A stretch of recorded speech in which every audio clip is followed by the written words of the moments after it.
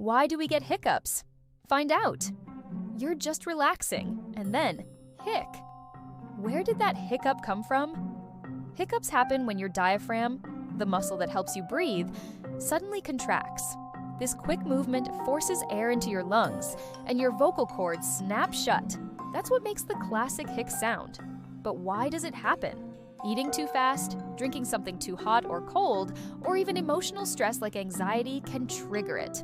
And here's a wild fact: even babies hiccup inside the womb. Scientists still don't fully understand why hiccups exist, but they sure are annoying.